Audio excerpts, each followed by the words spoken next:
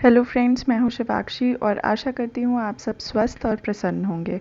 आज की हमारी ये वीडियो है पीजीसीआईएल की वैकेंसीज़ के बारे में, जो कि डिप्लोमा ट्रेनिंग की है। और अगर आप भी जॉब की तलाश में हैं तो इस वीडियो को एंड तक ज़रूर देखें। और इन फ्यूचर अगर आप चाहते हैं कि ऐसे ही वीडियोज़ आपको मिलती रहें तो हमारे चैनल का बेल आइकन ज़रूर दबाएँ और लाइक करना ना भूलें। Now let's get started. ये आप देख सकते हैं पीजीसीआईएल का ऑफिशियल नोटिफिकेशन है जो कि पीजीसीआईएल ने जारी किया है। तो ये बेसिकली तीन कोर एरियाज़ के लिए है, जो कि हैं इलेक्ट्रिकल, सिविल्स एंड इलेक्ट्रॉनिक्स। अब आप देखेंगे कि यहाँ पे रीजन्स लिखे हुए हैं, तो मैं आपको समझाना चाहूँगी कि ये जो वैकेंसीज़ हैं ये रीजन वाइज वैकेंसीज़ आई हैं। जैसे कि इंडिया को कई रीजन्स में डिवाइड किया हुआ है, जैसे कि नदर्न रीजन 1, नदर्न रीजन 2, इसमें अलग अलग जगह हैं। सपोज़ ईस्टर्न रीजन 2 हम लेते हैं तो इसमें वेस्ट बंगाल एंड सिक्किम आएगा। तो अब ईस्टर्न रीजन 2 के लिए अगर किसी ने अप्लाई किया है तो वो उसको उसी वैकेंसीज़ के लिए कॉम्पीट करना पड़ेगा। सपोज़ इन टोटल आपकी 20 वैकेंसीज़ हैं तो उनसे आपको मतलब नहीं है। अगर नदर्न रीजन या ईस्टर्न रीजन 2 में सिर्फ 4 वैकेंसीज़ हैं तो आपको उन्हीं 4 वैकेंसीज़ के लिए कॉम्पीट करना पड़ेगा। बाकी सारी से आपका कोई भी वास्ता नहीं होगा, उन्हीं 4 सीट्स के लिए आपको कॉम्पीट करना है। और ये आपको ध्यान रखना है कि आप जिस रीजन से भरेंगे आपको पोस्टिंग वहीं मिलेगी, आपका एग्ज़ाम सेंटर भी वहीं आएगा। अब हम जॉब स्पेसिफिकेशन देखते हैं तो जॉब स्पेसिफिकेशन में अपर एज लिमिट है जो कि 27 ईयर्स है। आप 27 ईयर्स से ज़्यादा नहीं हो सकते हैं।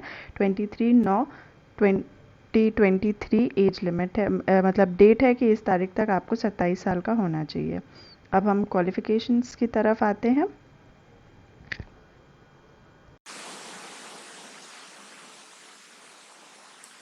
तो आप देख सकते हैं क्वालिफ़िकेशंस में यहाँ पे 3 कोर एरियाज़ की क्वालिफ़िकेशन को डिफ़ाइन किया गया है, जो कि है electrical, electronics and civil engineering.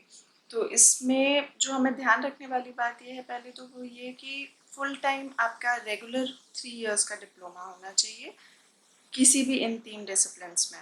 Full time ज़रूरी है और इसमें आपके सब्जेक्ट्स दिए हुए हैं electrical and electronics, power system engineering etcetera. और ऐसे ही इलेक्ट्रॉनिक्स के भी सब्जेक्ट दिए हुए हैं, communication, electronic and communication, telecommunication etcetera. और सिविल इंजीनियरिंग का सिविल इंजीनियरिंग है।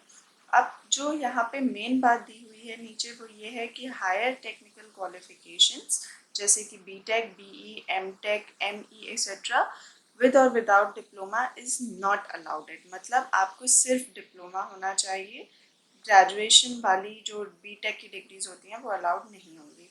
अब यहाँ पे हम आगे बढ़ेंगे तो देखेंगे ये पोस्ट का कैटेगरी वाइज सेग्रीगेशन है। जैसे कि हमने जिस हिसाब से हम फॉर्म भरेंगे, जिस हिसाब से आप फॉर्म भरेंगे, सपोज आपने ER2 के लिए भरा तो उसकी ये देखिए इलेक्ट्रिकल इंजीनियरिंग और सिविल इंजीनियरिंग की पोस्ट हैं कि यहाँ पे 320 पोस्ट आईडीज आपको बहुत ज़्यादा ध्यान देनी होगी कि जैसे 323 है तो उसके आगे 4 पोस्ट हैं और वो भी आपकी कैटेगरी वाइज डिवाइडेड हैं, जैसे कि unreserved, OBC, SC, SC, ST etcetera. तो ये आपको बहुत ज़्यादा ध्यान दे के भरना पड़ेगा फॉर्म में। और आप पहले भी एक बार थॉरो चेक कर लीजिएगा कि क्या आपका कहाँ से, किस रीजन से आप फॉर्म भर रहे हैं, क्योंकि वो बहुत ज़रूरी है। अब हम आते हैं एज रिलैक्सेशन की तरफ। तो एज रिलैक्सेशन आपकी कैटेगरी के हिसाब से होगा। सपोज आप ओबीसी या नॉन क्रीमी लेयर में आते हैं तो 3 इयर्स का होगा, SC ST का 5 इयर्स का है, PWD का 10 इयर्स का है और एक्सेट्रा। आप गवर्नमेंट एम्प्लॉय हैं या और भी हैं तो उसकी और क्राइटेरियाज हैं। अब हम जब आगे बढ़ेंगे तब हम देखेंगे हमारा सिलेक्शन प्रोसीजर। तो सिलेक्शन प्रोसीजर में ये है कि आपके जो एग्ज़ाम होगा वो 2 पार्ट्स में डिवाइडेड होगा, पार्ट 1 एंड पार्ट 2। पार्ट 1 में 120 क्वेश्चंस होंगे जो टेक्निकल नॉलेज का होगा, and part 2 is all about aptitude जो कि 50 मार्क्स का होगा, 50 क्वेश्चंस का होगा। अब आगे इसके अलावा आपकी है application fees. Application fees 300 rupees है and that is not refundable. अगर आपका नहीं हुआ तो आप रिफ़ंड के लिए नहीं कर सकते हैं, नहीं कह सकते हैं कि हमें रिफ़ंड चाहिए।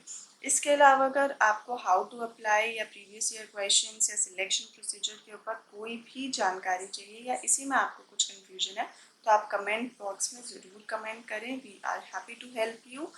रेस्ट प्लीज़ हमारे चैनल को लाइक, शेयर एंड सब्सक्राइब ज़रूर करिए। Thank you.